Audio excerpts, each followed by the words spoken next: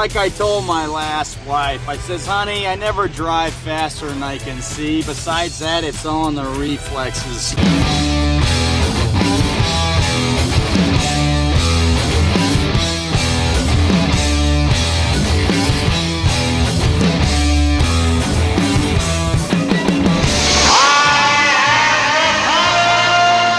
All right, welcome back to another episode of Podmasters. This is episode number 4. Cool. Laugh at that. Cool. So I got my COVID vaccine shot. Great. So, and Here we go. basically I was probably on the fence. I was on the fence. I had it scheduled. You know this. But I had it scheduled back in April, and then I was unsure whether or not to get it just because personal reasons. I didn't know if I trusted the science or the data. I just was very conflicted about it, and I think that people who are opposed to it do have something valuable to say. I mean, for the numerous reasons that it was kind of rushed out. I don't know. We could go into all that stuff. All the common sense stuff. All the common Basically, sense if you stuff. have a brain, your own brain, and you think for yourself, and you're not just a rule follower, do-gooder, choir boy, Boy Scout type of mentality, which at least half of society is, then they're going to get you if you're that. But if you're not, if you always question, if you're contrarian, if you're skeptical of government, and if you just have your own brain that likes to think for themselves, then you're going to see very quickly that there's a lot of problems with it and that you don't need it. And maybe just the few people who want to protect themselves, you know, that point whatever percent, maybe they get it. But guess what? No money in that. Well, I got it anyways. I ended up going and getting the Johnson & Johnson in May, and I just kind of wanted to just get it done, get it over with. I felt the most thing I got it for was, as they say, again, I don't know, just protecting other people. I figured if I went back home to see my parents too, that, I don't know, I'd rather just not have... But they had it. They didn't have it. I got it before them, actually. Well, then you just wait for the old folks to get it. Like, I just visited my parents too, right? Did they have it? But yeah, and they had it. And, you know, they're in their 70s, and my mom's kind of a little compromised with some kind of respiratory issue a little bit, some kind of extreme asthma, I guess. But she never even, you know, she just got it, and she didn't really get sick the whole time, you know? She didn't get, like, she probably got COVID. They both think they did, but even my mom, who's compromised, didn't get kind of like deathly ill or anything. But they did get it anyway, so like they're in the demographic who maybe should if they want it. Mm-hmm. But do I say mostly it's just about... I'm teaching improvisational comedy, as you could probably all tell. He thinks that's a huge joke, and I don't have to get into that, but anyways, they all got it too. So then it's like, if I wanted to teach or go back, I just don't want to go somewhere, and now it's like you don't have to wear your mask, and I just needed to just be like, whatever, I'll just get it so I don't have to have that. I would let that weight of the, you know, the lie kind of bother me, probably. I don't know if I could just live, like, you kind of go out and you don't care. We're kind of like, we're just different personalities in a lot of ways in that respect. That may complement each other in certain situations, but in, like, when something like this happens, all the qualities that make me someone who is not going to want to do something that someone says. Not only just because authorities tell me, but because of a lot of other reasons. And then same with you. Like, you are someone who's perfectly set up in their personality to kind of just go along and do what the masses... No, that's not true. And what authority is telling you. And do something that optically is going to... and perceptionally is going to help the greater good. And that's how they brainwashed a lot of people, is like they just thought, you know, everyone just wants to do what's best for everyone else, you know, and social media helps push that narrative along. And so does media push the narrative along. Just do it for everyone else. What are you, the biggest fucking asshole in the world? You want people to die?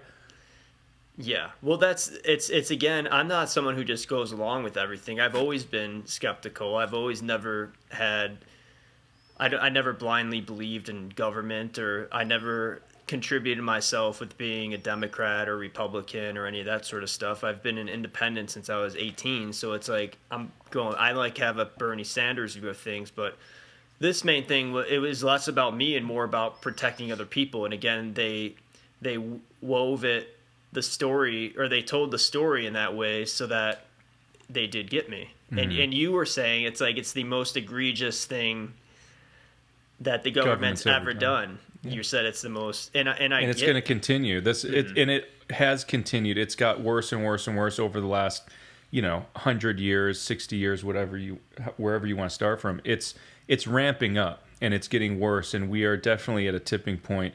We're on the edge of the cliff. We're on the event horizon right now of it.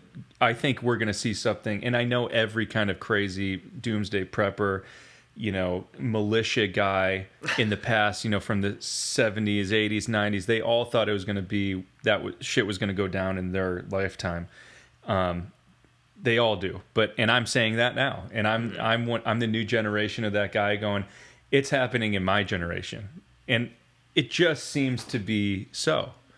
And not only that, even if it doesn't necessarily all go to shit, like society. Yeah, I mean, I think it's kind of going there, and it depends. What is your definition of going to shit too? You know what I mean? Some people. Well, some people were fine. Yeah, it already is. So if it gets any worse than this, I already don't want anything to do with it. Yeah. So if it gets worse, that's huge to me. Mm-hmm. But for other people who are kind of growing up in it, it's like growing up in a fucking prison. If you're born into a prison, you grow up in a prison, mm-hmm. then you think that's fine. Yeah. In third world countries and everything, they kind of think it's fine. We go there and we look, we're like, oh shit, how do you live like this, Mm-hmm. But it's just because of where we're coming from and our different perspective. And once you have kind of a spiritual awakening, all this stuff seems weird, phony, bullshit, mm-hmm. Unacceptable, and wrong in every way. And you just want to, I want to just go back to living simply, living how ancient humans and primitive humans were supposed to live. Yeah. Well, it's like ancient humans and primitive humans, though, they've also lived in like great amounts of violence and disorder. So it's like we have an opportunity now then, I guess, in present day society to learn from those primitive, like some of the things they did, like have a fire, talk, have a community, like some of those basic things could then, it's like we're more civil now. Do you know what I'm saying with that, or trying to say? Are we really? Look at what's going on. Look at the wars. We've been in a 20-year war. Yeah. And we do it for the reasons we do it for. And the last mm-hmm. however many wars we've been in have been complete bullshit. They're just wars based on securing resources mm-hmm. for the elite, for the top few. And then they sell us a bill of goods. They sell us a story and why we're going there, which is complete bullshit. And they're brainwashing kids to go along and trying to be patriotic. At least the wars back then were honest wars. At least mm-hmm. They were for the same reason. But everyone, if you took over another tribe and secured their resources, then okay, at least the whole tribe benefits. Like.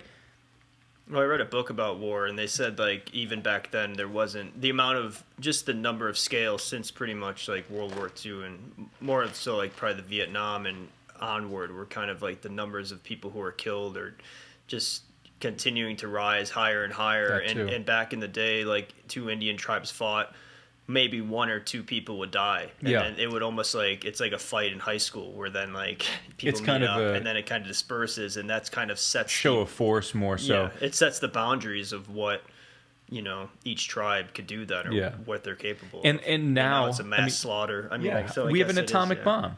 We have gotten so good at killing people that's almost the only technology that we fund is almost how to kill people better. Yeah.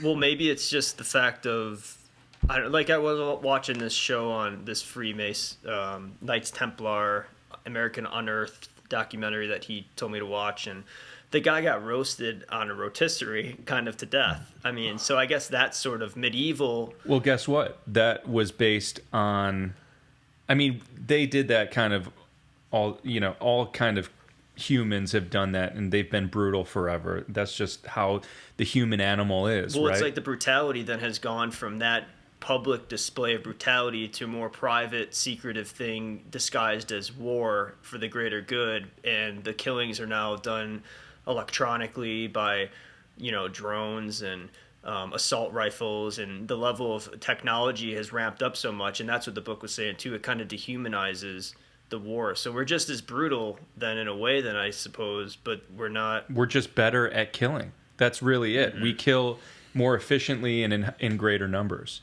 So it was better back then, even because that aspect of us is not really ever going to go away. Of the need to want to kill people. Basically, to fight for resources and do whatever we need to do. If we need to take you out, fine. I mean, the only way that humans supersede that and go past that is when we invent the next species, AI, who then enslaves us and basically doesn't let us do that. Yeah, you could probably make an argument that it's already enslaved us if you really want AI. Well, sure. Yeah, it's definitely technology. It's like, I know, and it's not even really self-aware yet, and it still has its grip on us, you know. So like wait till it's aware of shit. Yeah. But the human animal is never is going to change. We haven't been around that long, and we still have the basic needs. We're still that basic animal that has the same few basic needs, and everything revolves still around sex and food. Sex, food, shelter. Yeah, and safety. Survival. Yeah.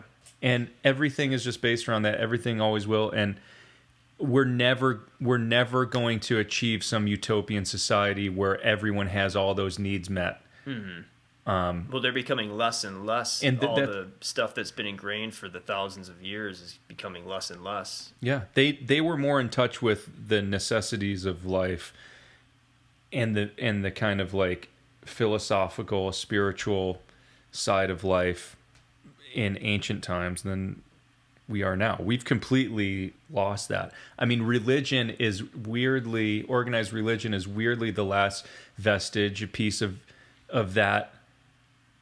Of the spiritual side? Of the spiritual side, and even philosophical side. Say? Yeah, but not a lot of people are into that, really. I mean, that's such a small amount. You don't think so? Way more people are into some kind of religion than into meditation. Yeah. And sure. Just... and I'm not saying religion is even good. It's a super diluted form of spiritualism. And it's more based around a power structure and a hierarchy and a way to control people than it is. They took the spiritual idea and used it to then gain power. And they diluted the messages like crazy. Yeah. But that's still the only thing that we have left of that. But back in ancient times, there was, there was more people that were into that, and they knew more about that stuff. And to study that stuff is interesting. It's like, I want to get back to that. Like, none of this stuff out here matters at all. Yeah. The society we're living in. We all have that carrot on the stick. We're just chasing that little lure that someone, the powers that be are putting in front of us, trying to convince the market, where we live in a capitalist society. So it's all about us trying to buy stuff and to gain more resources, which is something that is encoded in humans, is to gain resources. We want to, get more food, be more secure, so we don't have to worry about things for survival. So that a lot of these the best companies in the world that are going to get the most powerful somehow hack these human tendencies that we have. These they hack the human system in a way. You know what I mean? Just like gambling and drugs kind of hack the human brain. They go, well, this is a way to just get a quick reward. Like, for instance, drugs is like a way to get a quick reward, dopamine rush in the brain. And it's it's like a quick, easy thing that hacks the brain to think this is great, but really there's nothing behind it. So it's really not happiness. It's a fake veil of happiness, and that's this society in a nutshell. That's a little microcosm version of everything that they're trying to do to you in this society, whether it's go to war with another country, convince you to get a vaccine, convince you need this or that, convince you to, everyone's trying to convince you to something so they can make money off it or gain power, whichever one. That's all it is. So then, yeah, I guess with that information then, or if that's the way, I'm trying to think of like even to have some counter argument. I mean, it's hard for me to counter it because You don't have to. I know I don't have to, but there's some things in there, but I try to think if someone's thinking the opposite. Yeah, like, be devil's advocate. Be devil's advocate towards it. But I mean, I don't know. I think I see the same stuff. I mean, it's the same sort of, I don't know, just everything you're saying. And once you see it, then I guess, and you understand it, and then probably you have to realize that you can't change it. I mean, unless you're crazy enough to think you can. And there are people who do that, and they try to,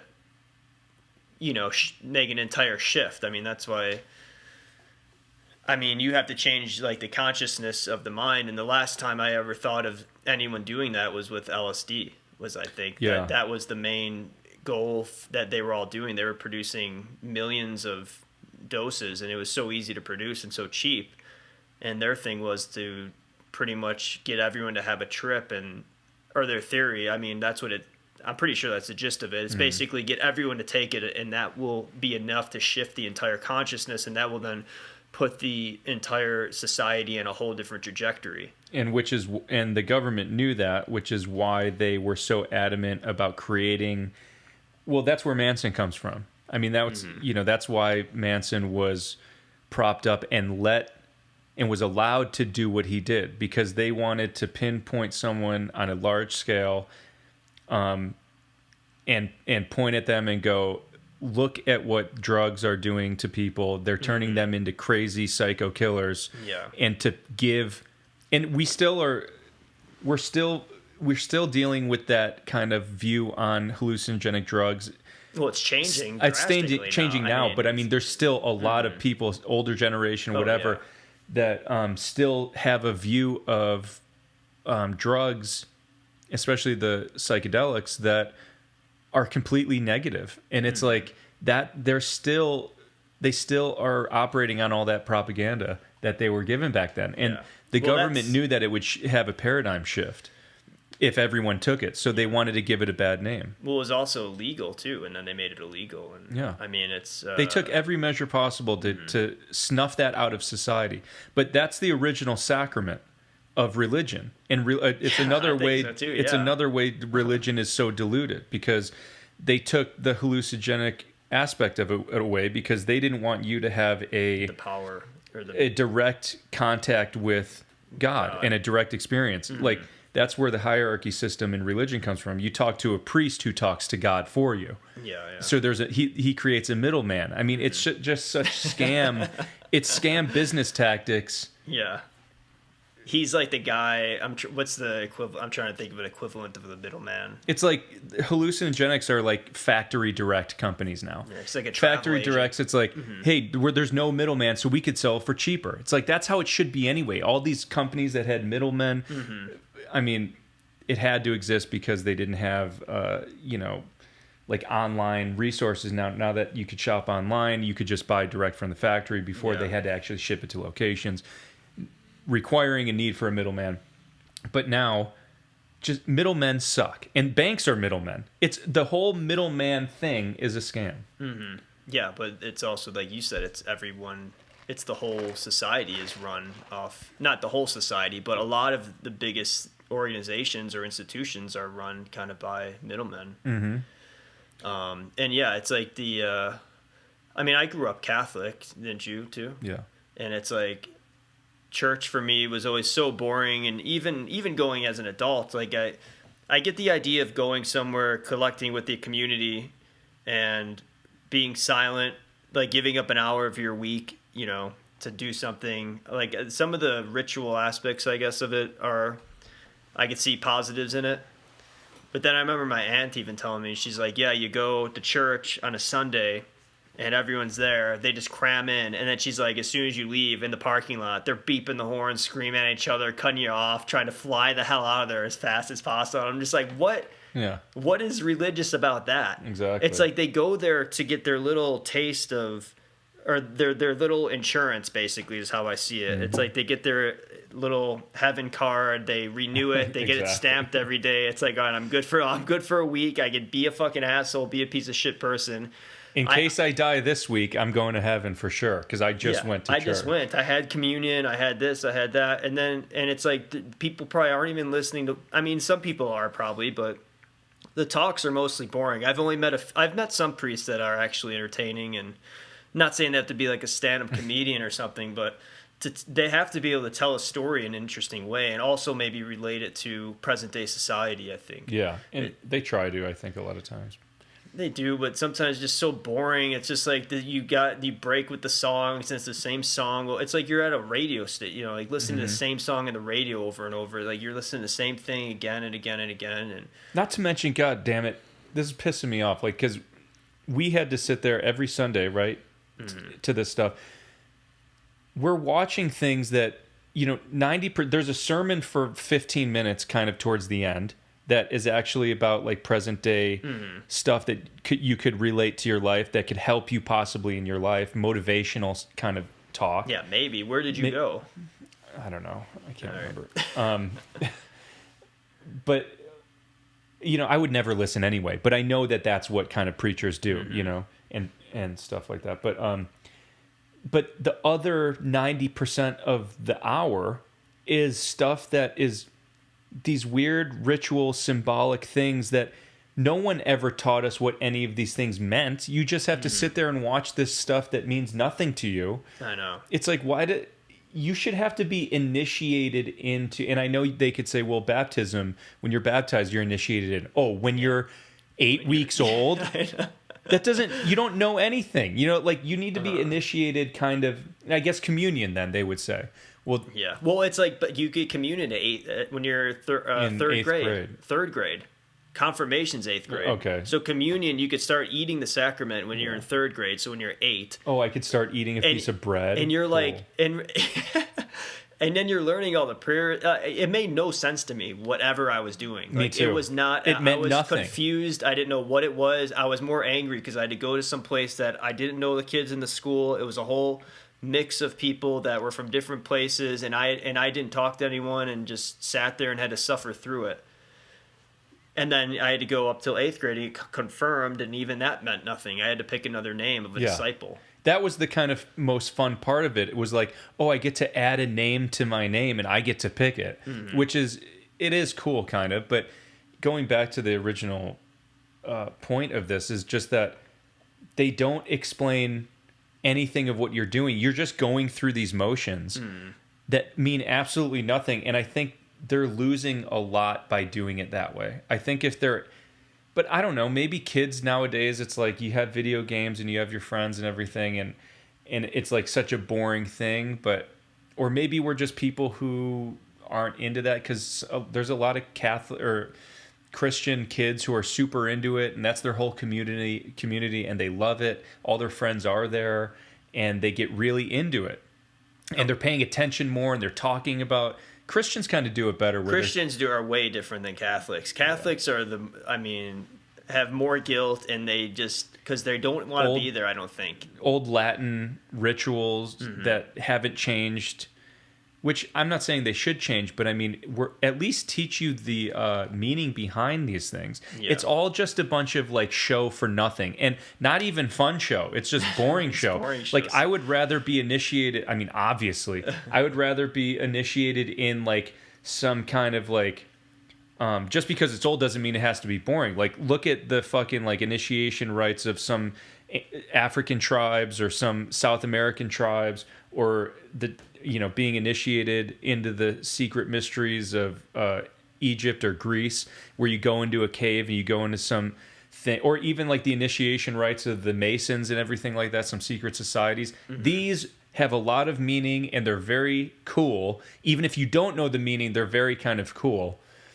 But then there's a ton of meaning behind it. And like Catholicism just has a bunch of slow movement. Yeah, I guess. And you know, and, It is a lot of- the fucking priest turning his back to you, doing something, don't even know what he's doing. Yeah. He turns around, and there's nothing. I think that's it's like the world's most boring magician Yeah. act. And it is, the slowness is one of the main things I remember about it. And it's just they walk in slow, and even when he takes the communion, he takes the thing, he eats it slow, Yeah. and he like takes his little napkin, does this, takes the glass, drinks the wine, It's then like we have wipes to the watch top, you eat a whole meal on stage. What is this, Yeah. like an Andy Kaufman bit? wipes the top of it off, sets it down, like folds it back up, like chews it, or I don't know, probably lets it dissolve because I don't think you're supposed to chew it. I remember something like that, and then it's like.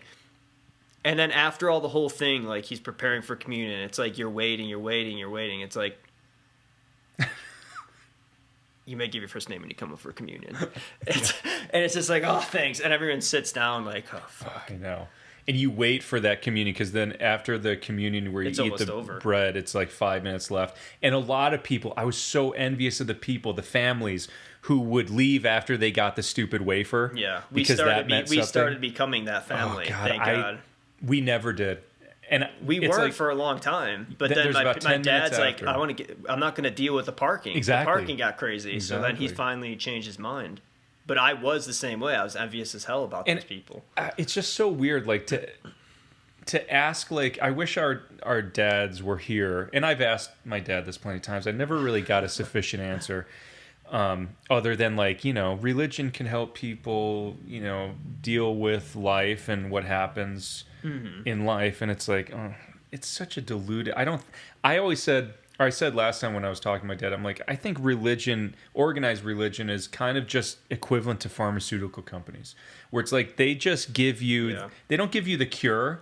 They just give you a Band-Aid, or they give you, or they get not a Band-Aid, but they give you just something to last you through the week. Yeah, exactly. Or I mean, it's like, come back again because this antidote is going to wear off in a week, so come back. The next pharmaceuticals are even more evil, I guess, because they want it every day. It's like once a week, but Yeah. even a once a week prescription. But it's the same mentality. insane. It's Yeah, the same. it's It the doesn't same, give yeah. you the answer. No. It doesn't give you any great tools to view things with, because when you get the real tools from what religion is supposed to be teaching you, which they've hidden, the real message is, one of the many, is that you are a fractal of God. You are a God yourself. The universe is within your mind. There is a universe within your mind. You are in the mind of God. You have so much more power than you think. Yeah. You have the power of a God. Everything is mental. Master your mentality, that kind of thing. Like, they don't give you anything useful to take away. Nothing. I know. But the real message of Jesus was not that he's the Son of God or anything. It was, he was telling people that they had more power than That's what they Jesus thought. was saying? Yeah. Well, I never got that message. No one ever does. All the hidden messages in all religions, they're all the same. They're just hidden in different stories. Yeah. And a lot of the stories are the same, just names are different. But so the commonalities between religions are pretty much, they all stem from paganism and the sun worship. But there's so much wisdom and philosophy and reasoning in the hidden meanings of all religion, which, like I said, all religions are saying the same thing if you can decode it. Yeah. And we're left with just the fucking, like, the outer exoskeleton. The capitalism version, in a way. Yeah, I mean, exactly. They don't want you to know anything. They take away the sacrament so you don't have an experience, a firsthand experience with God. And they take away the message. Well, yeah. I mean, I wasn't really. I was mostly agnostic. Probably after a certain point, you were like full on. No, I wasn't. I was agnostic. You were agnostic. Yeah. All right. Well, I didn't know that. I thought you were like Because atheist. I probably said atheist until I learned what agnostic was. Because then I was like, oh, I'm more agnostic, because my whole thing is my whole idea of it was like, I don't know. And so if I don't know, then reason says I can't say one way or the other. Yeah, yeah. I can't say there's not either. Yeah. Yeah, that's how I was. That's how I came to it. I mean, there are people who, like Ricky Gervais, obviously, is full-on atheist. And I actually don't get the atheist thing now more than I don't understand, like, religious people really believing in, like, the Bible word for word verbatim. Yeah, well, I get that more. Science. I get that more. To not believe in like some kind of God, creator, architect, whatever you want to refer to it as, some programmer of a simulation, whatever. To think, I just don't think you're zooming out enough or something. Like, it's so apparent that there is, especially I think. If you take, or have heard, because I've never taken any hallucinogenic drugs, but if you take some of those things, it's pretty apparent there's some coding going on in some way, that's how or dimensional things. And when you realize everything is math, every little thing is math, and everything is a fractal of each other. The small atoms work in the same way the solar systems do, and there's a million other examples of fractals. And when you say fractal, you just mean a piece of the puzzle? Microcosm. It's like the as above, so below. The macrocosm is the microcosm. So like I said, the perfect example is it's like what works. The things that work on the smallest scale are also working on the biggest scale. There are certain parameters to the universe that seem like they're parameters set by a coder because everything works in the same way, just a smaller or bigger version of it. It's not only like a atom, how an atom, like the electrons and protons go around a nucleus, is the same way the gravity works in the solar system, and how solar systems work around the sun. The galaxies are moving around a black hole in the same way. I mean, the smallest to the biggest, it's working on the same scale. And that's only one example of a fractal. Others are like rivers and streams and branches of a tree and the veins on a leaf and our nervous system and the branches of the nerves and everything that we have. They all are on the same like Fibonacci sequence, mathematical equation of the Mandelbrot set. That they all work in the same exact ways in nature. And it's like, here, look it's like nature has this program and these parameters that everything works, and you start seeing the similarities and you go, and the patterns and then you get into math and how every single thing from the biggest thing to the smallest is a mathematical equation at the end of the day. You go, and we didn't invent math, we just kind of discovered it. You know what I mean? You'd make a great math teacher. No. Why is math important? Why do we need math? That's it. It's the code of the universe. And I just picturing you saying that with like 8th graders or 9th graders, Well, it's like it blows my mind. So when I describe it, I just, every time I'm describing it, it's blowing my mind. And I'm just like, so when you look at those things, you just go, well, there's obviously something that put these parameters in place. You can't just... Well, it's interesting that... And I think it comes from one equation. I think there's one equation that started the whole thing, and it, like, certain equations will just kind of go on forever. You know what I mean? And infinite. They'll just feed on each other, and I think that's what the universe is. It was an equation that kind of just set forth everything else to grow off of it. And then how did that equation get started then? And I think the equation's probably, if you ended up figuring it out, which I always think of what happens if some mathematician figured out the mathematical equation of like the Big Bang, if this whole thing stops, if the whole simulation freezes, or you know what I mean, or what happens, or like could be an interesting start of a story or a movie or something. Yeah. Well, what was your question that you just asked? Because I was going to say something else too.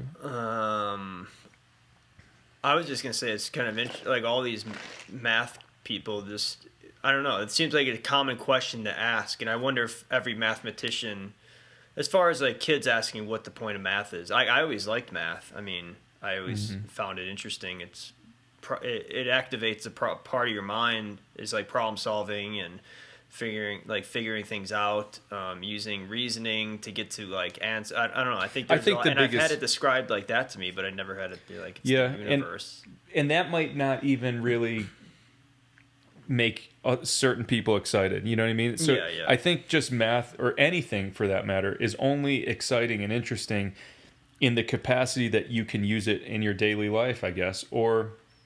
Because, like, math is hard, so, like, I'm not going to be a mathematician, but I realize how cool fucking math is, and I watch a lot of math videos, and I would like to take classes on, like, sacred geometry and learn more of that, just because I'd like to, as an artist that has no time to get to my art, I'm still doing these art projects in my head, and all my art, I would heavily use sacred geometry and symbolism in any art I do, and that could be in, you know, Tool does it in music. You know, you could use they use sacred geometry and sonic geometry, or sacred sonic whatever, I can't remember the like names. Sounds. Yeah, they use all these oh yeah, because it's these numbers that on purpose. Like it's not just an accident of why they use these certain numbers, and because music is all numbers too. Whether it's the measures of a bar or the time signatures or you know, all the strings are numbered and all the notes have a number to them, and you know, that gets into a whole nother thing. But like, so I'm just saying Tool could even use it in music. So every art you could use math and sacred geometry. And what's cool about that is when you're using sacred geometry in your art, you are or math in general, you are literally talking back to the universe in its own language. And I think that's kind of the coolest way to communicate with God and be a true fractal of God, because God is mind. It is a creator. In a sense, it's created stuff, and it has the universe is a mind. It is God's mind. And we have a mind, and we can create. So if we've figured out kind of the parameters that this God creator talks in, which is sacred geometry, we can use that in our art that we create in kind of like as a kind of like a offering to the universe. I don't know if that even makes sense, but you're. I think I get most of it. I mean, it's a lot to break down. Picture if you like these structures that you build, say a temple. And it doesn't have to be a temple; it could be anything. It could be a painting. And as long you manifest something, just like God manifests something from their mind, but you're actually incorporating the same parameters, so to speak, with sacred geometry that that occurs in nature, from the biggest to the smallest scale. And where do you get that? You just by researching? I mean, I guess just look up sacred geometry, or sonic geometry is what I was trying to think of before. Sonic geometry. Well, it's all different for each art, then, I guess. What about for like writing or something? How do you do that? It's not really though different for each art. It's all the same. It's all just geometry, but it's specific geometry that is found in nature. That just happens to be there. Someone has just discovered it. Yeah. Like the Fibonacci sequence and the Mandelbrot set and things like that some genius just kind of, you know, stumbled upon and went, hang on, this is all kind of like, this happens in a lot of different areas, and like the way seeds grow in a flower, the way, you know, certain shells are formed and everything. It follows a certain sequence, and that sequence, same with our face. Our ear is the Fibonacci sequence. Like there's certain geometrical makeups that just repeat themselves throughout all of nature. So you're taking that sort of idea and then you decode it, you figure out the math behind it, and then you can use that. Then you could use that in your art. The math, and then you shape a poem to that, or you shape a story to that, or a song You can, to that, yeah. whatever it may be. I think it's the coolest thing to incorporate with your art, and you can do it in any way. I've never thought of poems and stuff like that, but you can figure it out. Are known for that sort of thing. I mean, that's like the idea of a poem, or I mean, I don't know that much about poetry, but I mean, what I do know about it, I mean, my friend Josh and Jason, I mean, all they would talk about was basically, you know, fiction's all conflict. It's like there's only one real way to communicate with nature and the universe, and it's through poetry. Because you're basically just relating an experience onto the world. I don't know how that has to do with... That doesn't have anything to do with, like, sacred geometry necessarily, but you could probably somehow use... Well, there's something within the geometry of a structure of it, or how it's laid out, or how it... I don't... There's... You can figure out how to incorporate it. I'm not exactly sure. But I do know that, like, yeah, poetry is, you know... Well, poetry is also sonic. It's sound. I mean, especially when you read it. I mean, if you could read it in a specific... I mean, it'd probably be hard to orchestrate, but I think there's probably people who are doing it or have done I'm sure there is. And I think it happened a lot in, like, ancient times, because poetry was big back in, you know, medieval times and ancient times. You ever read, like, Winston Churchill or anything? Like Homer and stuff. Have I read Winston Churchill? Like about Not him? Winston Churchill. I don't know why I'm thinking of him. The other guy. Probably not. Whoever. I can't. Let's move on. But yeah, sacred. So, like, you know, having structures and building techniques, building a temple or any kind of building. All the ancient buildings were based on these sacred geometry equations. Mm-hmm. And like what does that tell you, though? The pyramids, what does it tell you? It's like how to build it? Does it give you like a blueprint for it? Does it give you like... No, you just incorporate those things into the building. Like the ideas or the equation exactly? Like how do you... Well, you know what geometry is? Picture geometry. It's angles and stuff. Yeah, so you're using the angles. So there's certain angles that occur, you know... I'm not like a master. So like of a pyramid, for instance. That's an easy example that you could visualize and be like, that's a pyramid is part of that shape of the triangle is part of that whole thing that you sent me about the specific shapes of. Mm-hmm. I know. I can't really recall a lot of the details about it because this is kind of where I started maybe a year ago, and now some of that it's like I know it.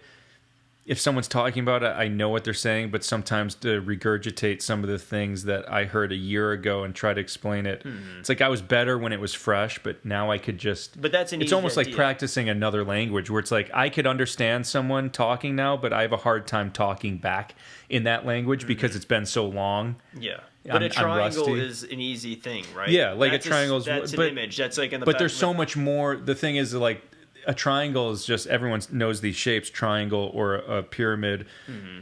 Everyone knows these kind of 7 platonic solids. That's what it is, platonic solids. Yeah. But like learning the meaning behind why they're important is the biggest thing. It's like it's not just a shape, and it's not like you're going to find a perfect triangle in nature. But it's I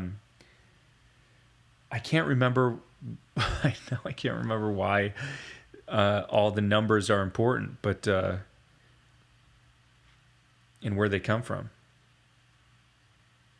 But there's a lot of meaning behind it. I just know that. Yeah. I wish I did remember because it'd be a much more interesting podcast. Well, it would. Yeah. Well, we're not. Where I say we're not experts. We're not. You know, I give that disclaimer never, but we're giving it now. It's more. Yeah. I mean, to do that though, to really get down to that, you'd have to really. Maybe you'd have to take detailed notes and research and not really. I mean, yeah, to be a master of it, and also if you're going to apply it into your art, I would think that you'd have to have some sort of document that says how you're going to achieve this thing that you're going to do. I don't know, doing it in your head. No, I think you have to give yourself instructions. Like, here's how I'm going to create it. I'm going to do this. Well, it's kind of like it being an architect, where it's like, yeah, exactly. You have to draw out plans for it, but it just depends what medium you're working in. You know, if you're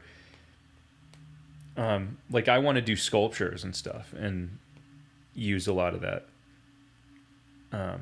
incorporate a lot of that stuff. I'll never get to it. Sucks. Because I'm caught up in this rat race of making money so I could transfer that into other things that I need. Would you rather have it be a society, like Aristotle was saying, based on everyone's does their expertise of what they're the best at? Do you think that would be I think that's a just society. way to live. Do you think it would be a better society? The shifting topics completely, but I guess it's on the thing. Yeah, I mean, I think everybody would be happy doing. doing something that they're good at, and I think that helps with people. People love to have an identity and feel useful, and I think that. Or that was Plato who said that, not Aristotle. Yeah, I think that. Well, they close probably enough. all Aristotle learned from Plato. Plato was Aristotle's teacher. But anyway, yeah, I think people like to have an identity, and a lot of times your identity is tied to what you do a little bit, or all of it, and they like to feel useful. And I think you kill two birds in one stone when everyone is doing something that they're good at. And I guess that's how society is kind of set up now. You can do something you're good at if you want, but I think a lot of people just don't. But it's also like you're not doing it. You're not just doing it. You're doing it for a purpose, money. I mean, you have to do it for that way, and you have to constantly figure out how do I make more money, or how do I make enough money. And then it's like you're dealing with inflation and the economy and prices of all the different stuff that's happening. So it's like you always have to. Maybe it's not the best way to do it. But here's the thing: is like there's no one good philosophy. There's no best philosophy for everyone to have. And not only do people vary on what they want, but times change and society changes. And so what philosophy may be good during one time in history may not be something that's good in another time, and may not work. You know what I mean? Yeah. Like if you're I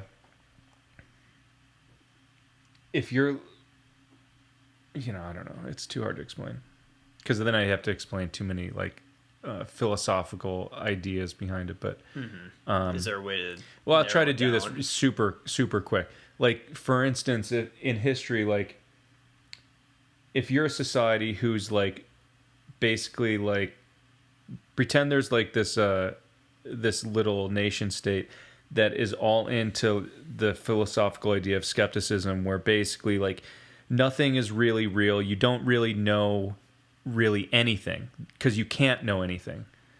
Is that where we're at now with everything that I don't know. Well, saying? There's definite truths due to all these, to every aspect of.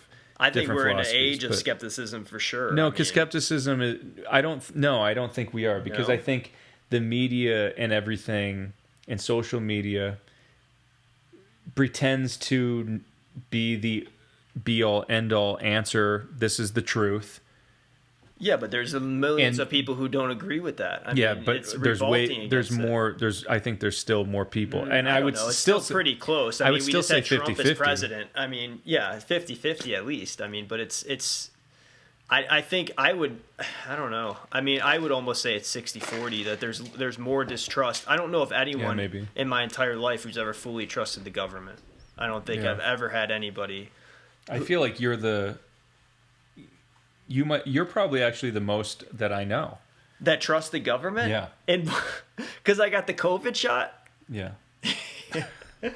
Do one thing, and now my whole life is based around. No, but even before that. But I mean, I never did anything. I didn't like government. I didn't trust it. I didn't have anything to do with it. Well, very liberal, because I was too. I was very liberal for a long time. I'm the same views I've had about everything. I think people should be free. I mean, my views haven't changed at all. I mean, I'm still, all the views were mostly socially liberal.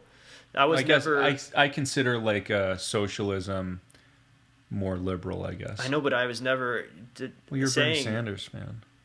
Not in everything that he did, though. I think that there should be universal health care. That's the main thing that I'm for. I think that we should take care of each other as a society. The same thing Rogan says, basically. That whole thing about it. I think it breeds a better society. But hang on. But then you give your money to the government, who's supposed to do a good job at distributing that and making that thing. Then now you have doctors that are paid, just have no competition in them, so they're just paid the same thing. They're supposed to be the best at what they do. It doesn't breed a good environment. Now I think more so without the universal, I think there should be a option to have where you could get on it. It's a whole. I don't want to. I don't want to. Here's what it is. I know. Here's what the answer. Yeah, no insurance. No insurance. Yeah. Breed competition within the whole industry, and they will lower prices by themselves because they'll want to be in business. They'll create better things for cheaper because cheapness always wins. It'll be the McDonald's. I know you don't want the McDonald's version, but you will get more. Competition is the best for anything. I know, but it's also dealing with the medical industry. It should be something that's regulated with the pharmaceutical shit, all the stuff. The pharmaceuticals being in ties with the government is a big problem. Yeah, well, I don't know. I think there could be a way that it could be done. I just think because now the government is pushing pharmaceutical things on you, and pharmaceutical companies push doctors to push things, and they're too powerful. Yeah, we don't have to get into that discussion, but I mean, those were my main. I really didn't have many things. I was never like super liberal. I mean, people think that I am supposedly. But I don't know. I was never out there picketing or marching or. Okay. I hate those arguments where it's I wasn't doing the most extreme form of what you're saying I am, so I'm not that. I also was take away the extreme form, but also voting. I voted for Republicans and Democrats. When? I voted my first time I voted for Bush. Yeah, when you were 18. Yeah, but you it was didn't know shit. I knew versus him or John Kerry, and it's like that's. I can tell you didn't know shit because I didn't know shit. Yeah, well, I still. So that didn't. I that still doesn't did count. it, but I've still been an independent with my whole views on it. I never once aligned myself with the thing when the Democrats were like, "Oh, you have to caucus in Idaho to vote for the primary." I'm like, "Well, fuck it, I'm not changing my thing over to Democrat because I have." To go do this caucus thing. It's like I'm just not taking part in that. It's like I don't know. I think that alone says a lot about it, and that shows you my mindset of how I am, and I've been that way for my whole life. So it's like that's the main thing. I never switched over to one or the other. I've always been the same. So I try to look at both sides of this argument, what they're saying for, and I don't know, and engage with it. But I mean, at the end of the day, it's kind of like reverting back to what I was when I was in my early 20s, where it's all kind of bullshit. And what's the point of it? But then I feel bad because then other people make you feel bad because they're like, oh, well, you're not doing your citizenly duty by being active in it, taking part in it, and all that sort of stuff. So I think, I think it comes down to this, and you're going to be mad at this. But I've been there too. I'm just as guilty of it as anyone, and we all have been at one point. Mm-hmm. I think when you're listening to, and this sounds a lot of trigger words here, but I'm just using them because I don't want to think of other words to explain it. But when you listen to the media, and that's your information source, which is all my information. Hang on, when it's all propaganda from media sources, which it was. It just was. No, yes, it was, because there's no other options for you to. There's not. Especially up until recently, there was nothing else to listen to. You couldn't listen to anything else. You formed your own opinion based on what you heard there. I based it on whatever came out of the... We all did the same thing. No, we didn't. We listened to both sides, and we'd form an opinion. Yeah, exactly. But I based most of my stuff off stuff that came out of the person's mouth, and I've always done that. Yeah, exactly. Which doesn't... And of course, what comes out of people's mouth doesn't even matter. All that stuff is... that. Based on your own, I know, you have to... exactly, but all that stuff is the very lower level bullshit propaganda stuff that doesn't make a difference at all. that stuff is for us to fight over, the little people, not you know what I mean, like the citizens to fight over. All that stuff is bullshit. None of those agendas really ever, like anything that a politician is campaigning, doesn't matter. It almost never happens. And the media is giving you a certain narrative to just, you know, especially nowadays, it's just like whatever our side wants to hear, we're going to say it's all opinion pieces. And that's still low-level stuff that doesn't matter, that they're trying to just get us to fight amongst ourselves and now more than ever create a culture war. That's the whole agenda here, is just get all of us divided, or, you know, through a culture war. Yeah. And we're in the midst of that. But when you're following... So anyway, where's I going? So if you're following the media narrative and just the local politicians talking and everything, then you'll have, like, you know... You could form an opinion based on that. I know. But then, once you dive deeper to the real mechanics of how things are working, and you're not just looking at the shadow of the thing, you're looking at the actual thing, and you're looking at the guy behind the great and powerful Oz behind the curtain, and then you get how this whole fucking thing works, and you go, oh, Jesus, the shadows don't even fuck. That's just a little distraction. Shit. Then you start having a much different view on everything that's happening in front of you. All the shadows now take on different meanings. And you just have a greater view of what's really happening, and it changes your mind when you hear anything else from a politician or from the media or anything. And so then you really change to another strata. Yeah, and you get to a different plane. Okay, well, yeah, all that stuff. Well, I also follow things that are according to the law and what the law says and what people can and cannot do. Abortion, gay marriage, what are we doing in society? It's legalization of pot. It's like, who's for this and whatever they're telling me. So I also go by that. It's like, I'm not just going blindly. And it's like, if you're past the shadow, what are you following then? Or what are you trying to do as far as, I mean, how do you just start completely out of the system? I was like, at least you still have some stake in the game. If we have a constitution, we have laws, and we have things that say people could do this or people can't do that. It's like there are sides fighting for that. You can still vote, but it's like that's all. Here's the thing: it's never going to. Your vote doesn't matter on any of these issues. What matters is someone going to is someone either going to make, is this going to fulfill an agenda that the elite have as far as population control? If it is, it'll get passed. It's not because of your vote. Or is it going to make somehow them richer? Or is it going to, well, it's those two things. Well, is it going to make them richer, or is it going to fulfill some end goal that they have? Well, that's saying that you have zero faith in the entire system. Yeah, so completely. And there's not. That's what I'm saying. It's and like there's not. So I guess if you want to get me there, democracy is completely the thing about where we're at now is, like, democracy is a good idea, kind of, but it will get corrupt inevitably. But we do need the facade of democracy for it to run normal. But now the facade within the last, 10, 15 years, whatever, the facade of democracy has been crumbling, and that's kind of a dangerous place to be, because we don't have like a backup. So if we have no faith in democracy anymore, because there's nothing behind it, we don't count.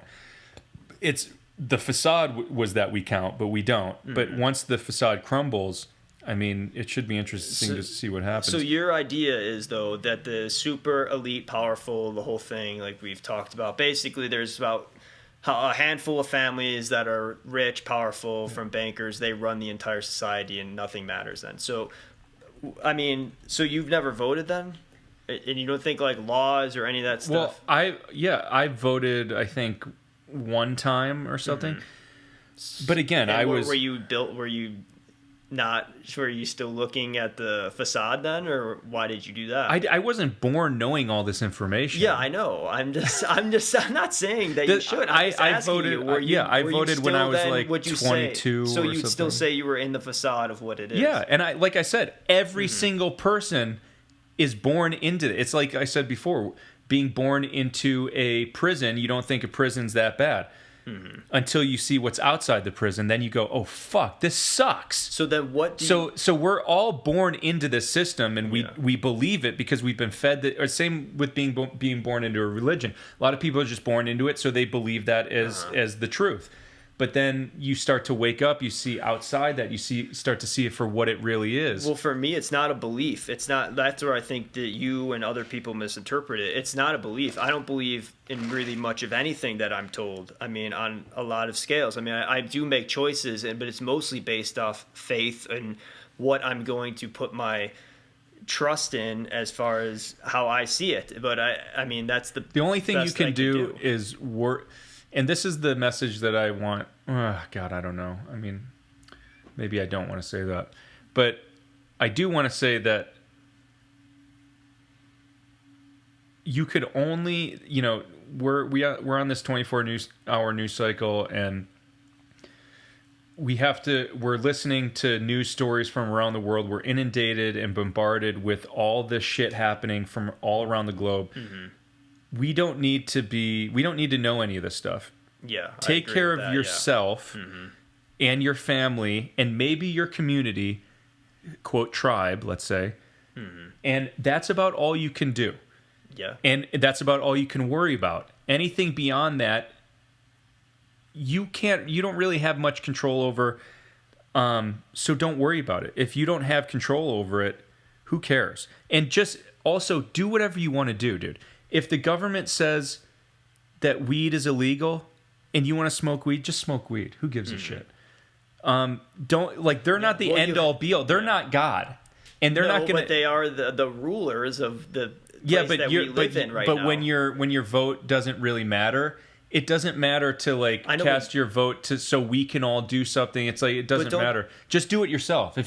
If you want to do something, basically do it. I know, but I'm trying to wrap my mind around this whole thing of the voting. To say that is it's basically to say you don't believe in democracy, and it's been. I believe in it technically on a theoretical thing, but humans get in the way. Just like humans get in the way of spirituality. When has spirituality ever been really good in a group of people, of humans? It never is. It's good by yourself, and you have to take that same mentality of individual spirituality and apply that to let's say just civilization and democracy and your own life. You just worry about your own shit and do what you want to do. Don't let this fake God that is government tell you shit. I know, but you're always going to have it. I mean, I agree what you're saying. It's if you want to you have to be involved in something, because the community is going to suck you in. If you are in a community or you are in a county, there are taxes, there's property taxes, there's other sort of things that do affect you. Unfortunately, you have to be a part of the entire thing. That's local. Well, yeah, that's what I'm saying. You do have to be a part of that, but that's local stuff, and yes, I agree with that you do. Yeah. It almost to the point where I'm just trying to get it. Well, it basically saying it sucks you in some way, but there's also federal things that I don't know. It's just.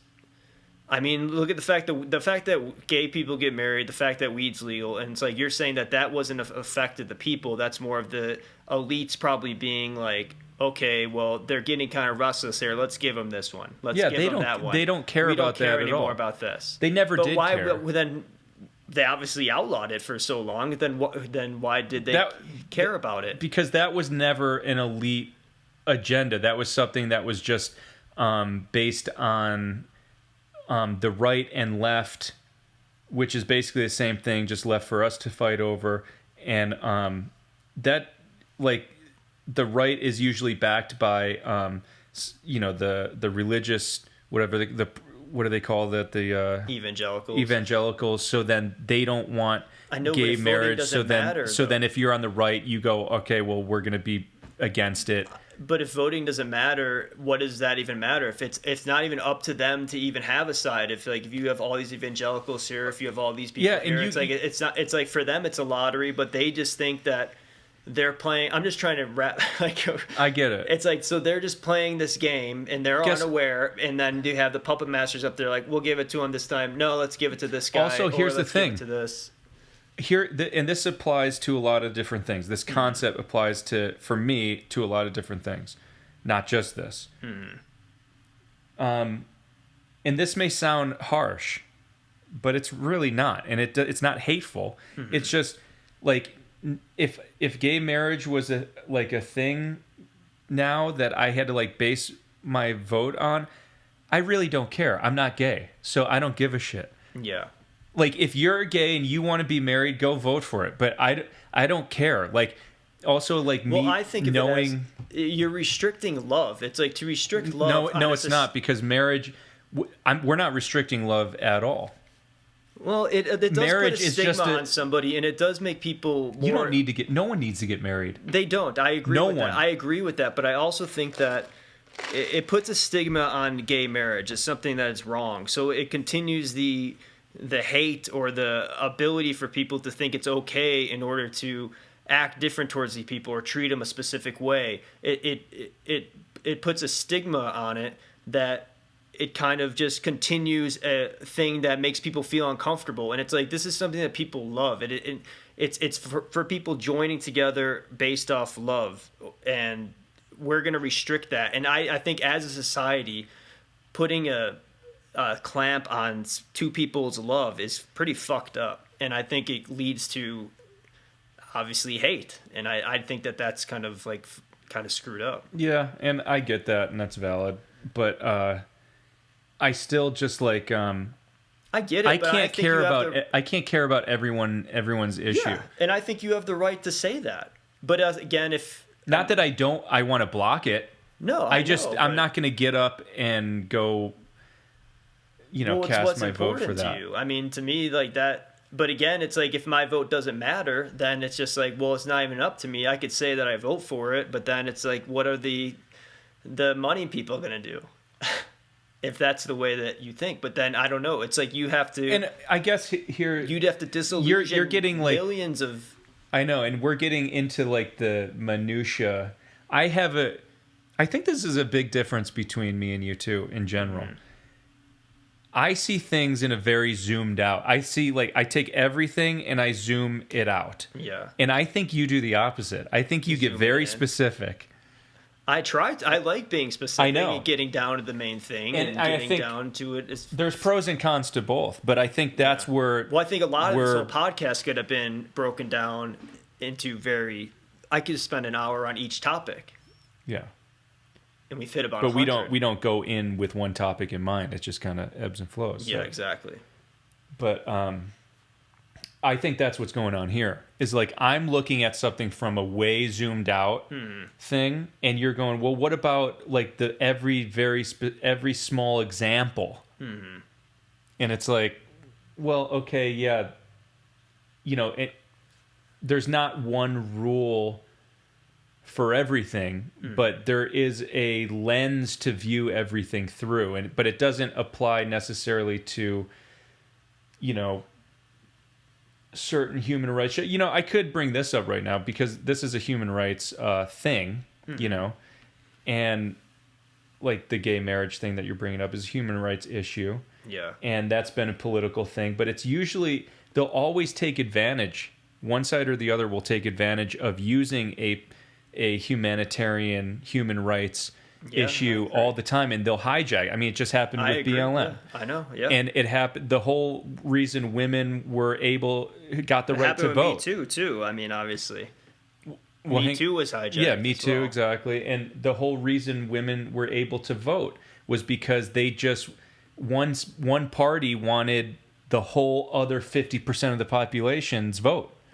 Does that make sense? So they literally started a movement they appointed someone to head it, and they started a women's right to vote thing because they were like, well, if we get women the right to vote, they're all going to vote for us, whatever side it was at the time. I don't know. I agree. Yeah. So it's like, there's the agenda with human rights stuff. Yeah. Well, I think of it as there's just always like, a thing. Let's just get it all off the table. I mean, I don't think that some of these things, I don't think we should even be arguing or fighting over. Exactly. It's not that's what it comes down to. Is like they get us arguing over this stuff, and that's what becomes the culture war. And we're in the biggest one of all time right now.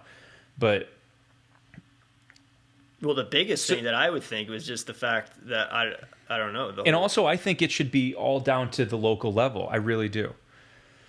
Yeah, yeah. Because then there's no I power. definitely agree where that's the most. There's no there's no.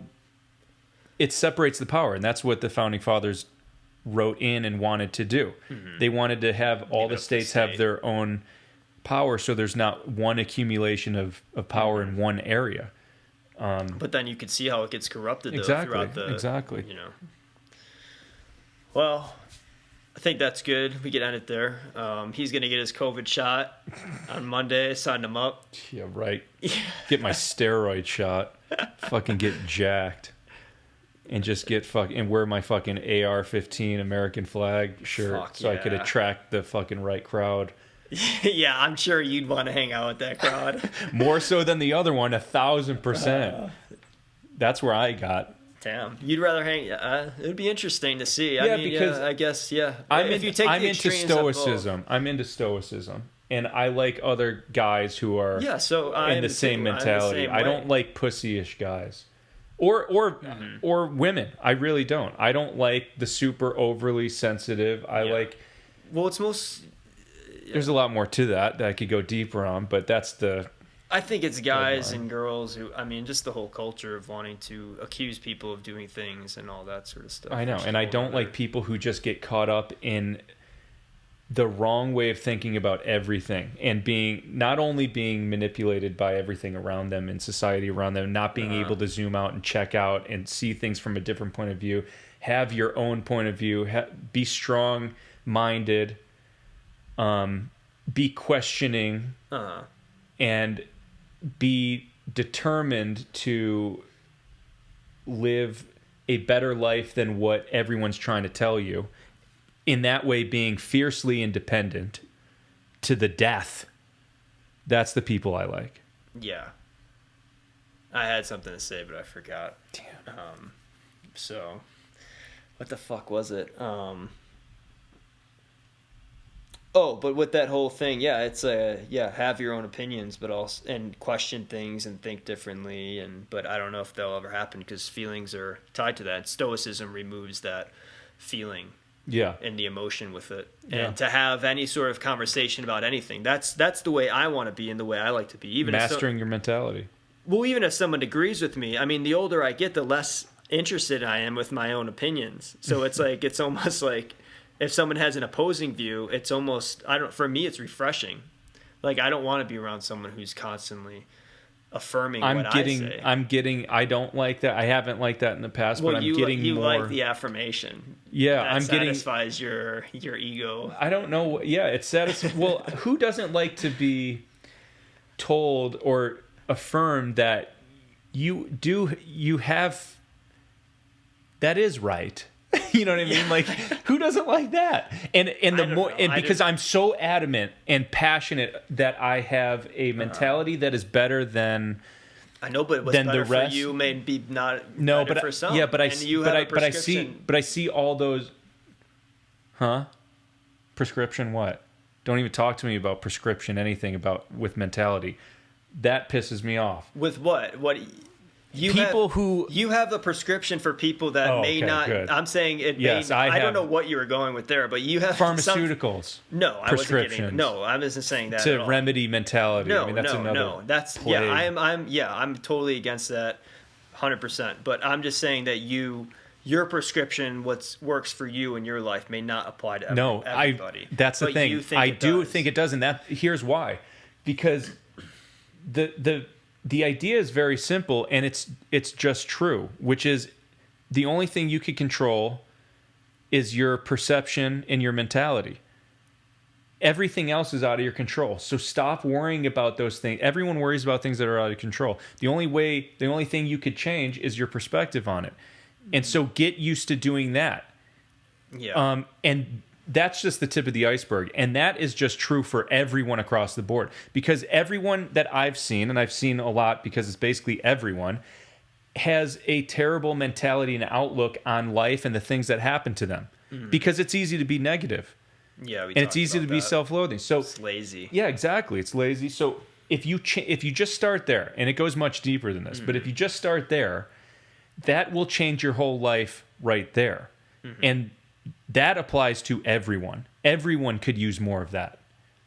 It's not just right for me, and it's not right for someone else. It's right for everyone. That's that could be something that they could use, but then I don't know. You can't ever force anything on anybody. No, you can train them, and it doesn't. You can train them, but I also think it's mostly people have to get to things themselves. And I know, that's the problem. They have to reach the level. But at the same time, they're not. All these people, they're raised by idiots. Everyone out there is idiots raised by idiots, and they're not given the tools. So we need some kind of spiritual leader. This is why I started this podcast. We need some kind of spiritual leader to fucking teach the tools to these people who've never been exposed to them, because they're here. People have been smart for a very long time, and they've figured a lot of things out in this respect. And if you follow the lines from ancient humans up until now, and the philosophy and the things that they figured out in the spiritual realm, there's a lot of good that we could be living in a completely different plane of existence, but we're kept down by everything that you see outside. But we need someone to head a spiritual revolution that's not based on any religion. It's based on the individual and the power of the mind and the individual and all that. That's what great leaders do. They give people the power back to the people. I know. And what's funny is most people don't in this society. Most people want to take away. Most people in power want to take away the power. And isn't it funny how fucking just a few people create a facade that controls the masses, when the masses, I mean, we greatly outnumber the, let's say, elite. What if you just what if there was, I mean, how easy would it be to really kill them all?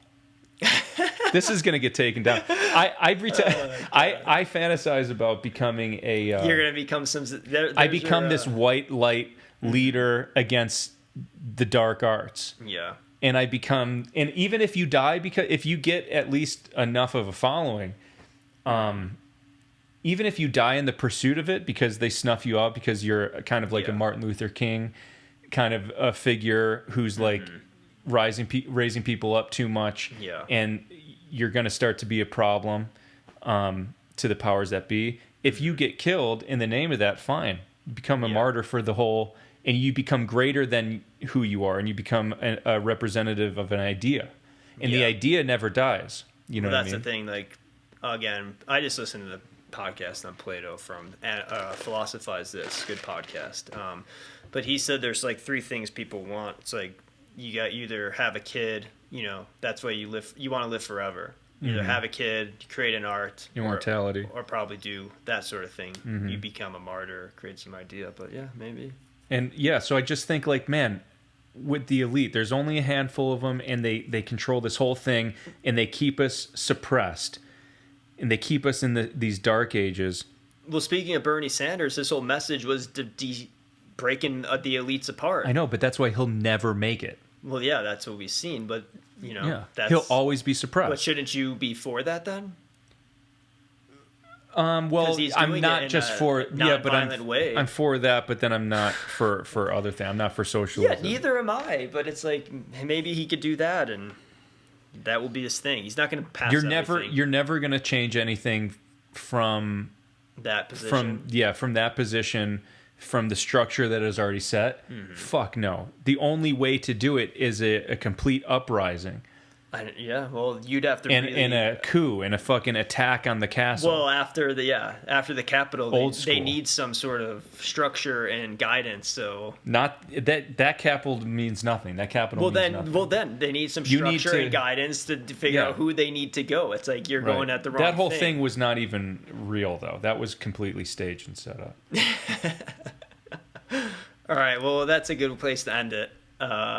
So, thanks for listening, and, do you have anything else to say? I am the White Knight. Yeah, this is what, hopefully you get enough followers, and then, get an email address for them, and then you guys can start setting up the revolution. Yep. Just, the truth is out there, people. It's been out there for a long time. They don't want you to know it. I got to cut this off now. All right. See you guys next time.